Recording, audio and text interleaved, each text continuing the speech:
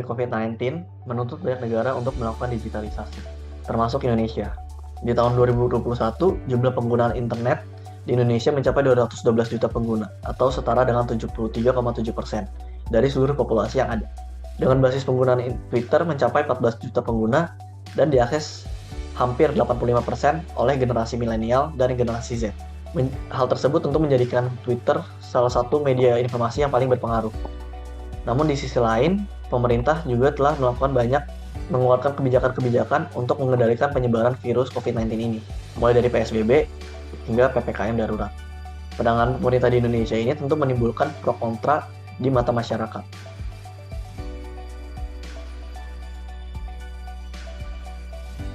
Oke, next ada tujuan. Nah, tujuan kami itu ada dua. Yang pertama, untuk membangun model machine learning yang dapat melakukan analisa. Dan yang kedua itu untuk mengukur akurasi dari model machine learning untuk menganalisa sentimen netizen Indonesia terhadap pemerintah di masa COVID-19 pada media sosial Twitter. Manfaat bagi peneliti adalah meningkatkan pengetahuan peneliti dalam melakukan analisa sentimen netizen Indonesia terhadap pemerintah di masa COVID-19 pada media sosial Twitter. Selanjutnya, manfaat bagi masyarakat adalah menghasilkan sebuah model machine learning yang dapat menjadi salah satu alat bantu pemerintah dalam mengambil keputusan atau kebijakan pada masa COVID-19. Dan yang terakhir untuk bagi peneliti berikutnya, yaitu menjadi referensi untuk melakukan pengembangan model machine learning untuk melakukan analisa sentimen netizen Indonesia pada media sosial Twitter.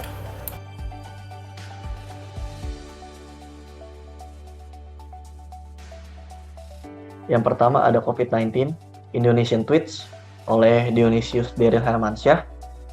Dataset ini berisi pengguna media sosial Twitter di Indonesia yang mengandung kata kunci corona dan pemerintah atau COVID dan pemerintah.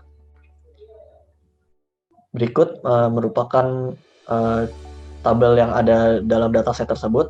Yang pertama ada date, time, user ID, username, tweet, mention, replies count, retweet counts, like counts, and hashtag. Oke, yang kedua itu ada dataset Indonesian Stop List yang dibuat oleh Oswin Rahadian Hartono. Nah, jadi di dalam dataset ini berisi kata-kata yang sering digunakan oleh masyarakat Indonesia namun tidak memiliki artian khusus pada sebuah kalimat. Nah, contohnya itu seperti ada, adalah, adanya, adapun, aga. Dataset yang ketiga adalah Indonesian Slang Word Dictionary Dataset yang dibuat oleh Ilham Firdausi Putra. Di dalam dataset ini berisi daftar kata-kata gaul yang cukup sering digunakan oleh masyarakat di Twitter menjadi bahasa yang lebih formal. Nah, dengan adanya dataset ini, peneliti mampu merubah bahasa gaul di Twitter menjadi bahasa yang lebih formal. Nah, di slide selanjutnya nih, jadi intinya kolom pertama ini merupakan bahasa informal dan yang kolom berikutnya merupakan bahasa yang diubah menjadi bahasa yang lebih formal. Baik, yang pertama-tama saya akan mulai menjelaskan dari dataset pre-processing. Jadi, dataset pre-processing ini dibagi lagi menjadi 6 tahap. Yang pertama itu adalah lowercase, lalu removing unimportant character, removing non-alphanumeric character, normalize slang word, remove stop word, dan juga stemming. Jadi saya akan mulai penjelasannya dari lowercase. Jadi lowercase ini berfungsi untuk mengkonvert seluruh data tweet menjadi huruf kecil dengan menggunakan fungsi ini. Jadi bisa kita lihat di sini keadaan datanya sebelum dilakukan lowercase masih banyak huruf besar di sini dan setelahnya tidak ada huruf besar lagi. Lalu berikutnya adalah removing unimportant character. Jadi proses ini fungsinya adalah untuk menghapus karakter-karakter yang tidak diperlukan dalam sentimen analisis pada suatu tweet. Jadi ini adalah fungsi yang sudah kami tulis. Di sini kami menghapus, misalkan di sini ada foto pada Twitter, lalu ada menghapus URL juga, menghapus enter yang berlebihan, dan menghapus karakter-karakter lainnya yang tidak diperlukan dalam sentimen analisis. Jadi ini adalah keadaan datanya sebelum di unimportant karakternya dihapus. Jadi di sini masih ada URL, masih ada titik 2, dan setelah dihapus unimportant karakternya, maka URL tersebut hilang, dan di sini juga contohnya titik 2 di sini hilang. Lalu yang berikutnya adalah remove non-alphanumeric character. Nah, jadi proses ini fungsinya adalah untuk menghilangkan karakter selain angka 0 sampai 9 atau huruf A sampai Z, baik huruf kecil maupun huruf besar. Nah, jadi bisa kita lihat di sini keadaan data sebelum dihapus non-alphanumeric karakternya. Masih ada tanda garis ini, lalu di sini masih ada dalam kurung, masih ada tanda slash, masih ada strip di sini, dan setelah diaplikasikan fungsinya, maka karakter-karakter tersebut dihilangkan. Nah, sekarang saya akan menjelaskan mengenai tahapan selanjutnya dalam text preprocessing, yaitu adalah normalisasi dari slang words. Nah, fungsi ini nantinya akan menormalisasi kata-kata yang kurang baku menjadi kata-kata yang sering kita gunakan atau bentuk yang seharusnya, sesuai dengan Indonesian Slang Words Dictionary, yaitu dataset yang telah dijelaskan di awal. Nah, dengan tujuan dari fungsi normalisasi ini adalah agar ketika dataset diterjemahkan ke dalam bahasa Inggris dan ketika nanti dilakukan analisis sentimen, maka kata-kata ini dapat diterjemahkan dengan baik dan nantinya dapat menentukan apakah analisis sentimennya ini termasuk ke dalam positif, negatif, atau netral. Nah, setelah dilakukan fungsi normalize line ini, maka dapat kita lihat bahwa kata-kata seperti KL, OB, GT, dan LG yang kurang normal itu dinormalisasi menjadi kalau, banget, dan lagi sesuai dengan dataset dan juga tentunya sesuai dengan penggunaan di dalam kehidupan sehari-hari.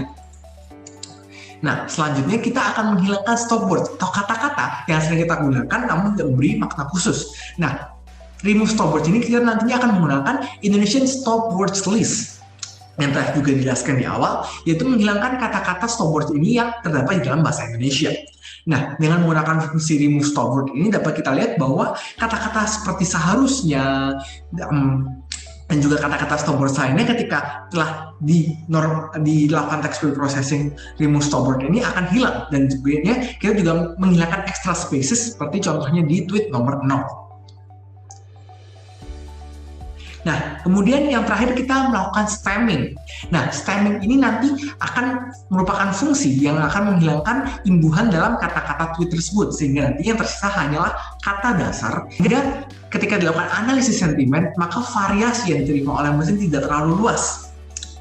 Seperti kita lihat di sini bahwa kata-kata seperti pemerintah, dan kemudian seperti makanan, pemerintah lagi, dan penyebaran itu hilang dan dikembalikan seperti kata dasarnya dengan menggunakan bantuan library stemmer, sehingga kata pemerintah menjadi perintah dan penyebaran menjadi sebar, seperti itu. Nah, setelah dilakukan rangkaian text preprocessing ini, maka dapat kita lihat bahwa hasilnya adalah tweet atau dataset tadi yang awalnya berjumlah 50 ribuan menjadi hanya tersisa 36.000 saja. Namun, text preprocessing belum selesai karena masih ada satu tahapan lagi, yaitu adalah melakukan translation.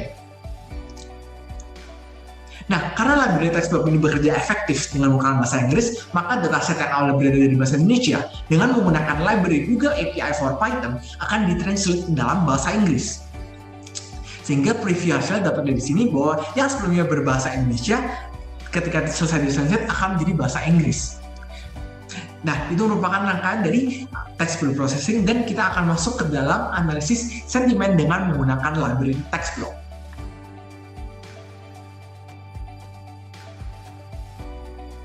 Pada sentimen analisis dengan menggunakan library text block, maka terdapat 3 tahapan utama yang kami lakukan. Yang pertama adalah mendapatkan polaritas dari tweet tersebut dengan menggunakan library text block. Yang kedua adalah mendapatkan tweet sentimen dengan menggunakan logika if-else. Dan yang terakhir adalah melihat hasil dari sentimen analisis tersebut. Nah, sekarang kita akan masuk ke dalam Python Notebook untuk melihat bagaimana sentimen analisis dengan text block. Nah, bisa dilihat di sini bahwa untuk mendapatkan sentimen dari tiap tweet yang ada, maka kita akan melakukan looping pada dataset yang telah diterjemahkan untuk mendapatkan polarity tersebut. Nah, dari polarity tersebut, maka kita lihat jika polarity lebih besar dari 0, maka tweet tersebut akan mendapatkan sentimen positif. Jika polarity sama dengan 0, maka tweet tersebut termasuk mendapatkan sentimen netral. Dan jika polarity lebih kecil dari 0, maka merupakan sentimen negatif.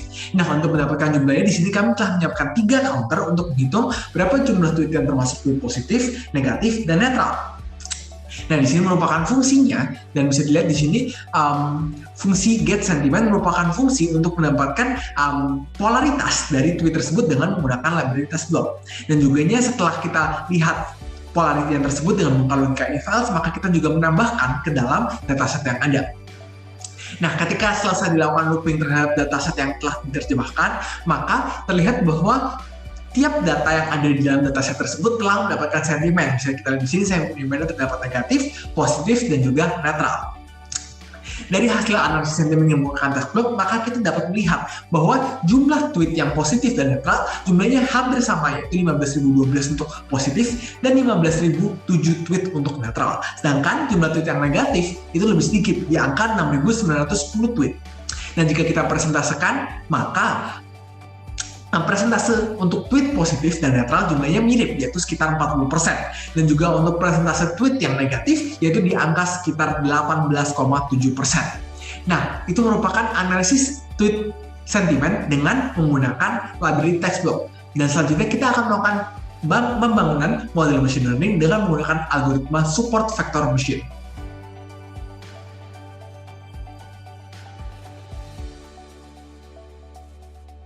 Saya akan menjelaskan mengenai pembangunan model machine learning kelompok kami dengan menggunakan algoritma support vector machine. Jadi proses ini kami bagi menjadi 3 tahap. Yang pertama itu adalah train test split, lalu berikutnya adalah text vectorizing, dan yang terakhir adalah model fitting, dan kami juga melakukan validasi dengan F1 score. Oke, jadi pada proses ini kami melakukan pembangunan 3 buah model SVM dengan masing-masing komposisi train test split yang berbeda-beda. Jadi untuk yang pertama itu ada dengan komposisi 60-40, lalu yang kedua dengan komposisi 70-30, dan yang terakhir adalah dengan komposisi 80-20. Jadi sekarang akan kita langsung lihat saja di Python notebook-nya. Jadi ini adalah model yang pertama, yaitu model dengan komposisi 70% untuk train dan 30% untuk test. Nah, jadi di sini untuk X yang kami gunakan adalah data tweet yang sudah di-translate ke dalam bahasa Inggris. Lalu untuk Y-nya, kami gunakan sentimen dari tweet tersebut yang didapatkan dari analisa sentimen dengan text block sebelumnya. Jadi ini berisi sentimen apakah positif, negatif, ataupun netral. Setelah itu kami melakukan train test split terhadap datasetnya dengan komposisi sesuai dengan modelnya, yaitu di sini size testnya adalah 30%. Oke, setelah itu kami menampilkan jumlah dari masing-masing variabel train dan testnya. Lalu kami melakukan vektorisasi terhadap data tweet tersebut dengan menggunakan count vectorizer. Hal ini kami lakukan supaya data tweet tersebut dapat diubah ke dalam bentuk yang dipahami komputer. Jadi seperti yang dapat kita lihat di sini, bentuk dari tweetnya itu akan diubah menjadi 0 dan 1 seperti ini, agar dapat dibaca oleh komputer. Lalu berikutnya kami membangun modelnya dengan SVM. Jadi di sini kami mengimport SVM dari sklearn. Lalu di sini kami membuat modelnya dan kami melakukan fitting data-datanya terhadap model tersebut. Lalu setelah itu kami melakukan prediksi dengan model tersebut. Dan pada akhirnya kami menampilkan F1 score dari model tersebut. Jadi untuk model yang pertama ini didapatkan F1 score sebesar 90,15%.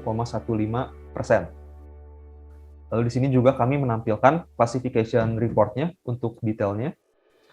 Setelah itu untuk model yang kedua, yaitu dengan komposisi 80% train dan 20% test, dilakukan hal yang sama. Lalu pada model kedua ini didapatkan F1 score sebesar 91,12%. Dan di sini juga kami menampilkan detailnya pada classification report. Dan untuk model yang terakhir, yaitu dengan komposisi 60%, 40%, didapatkan F1 score sebesar 91,12% dengan classification report sebagai berikut.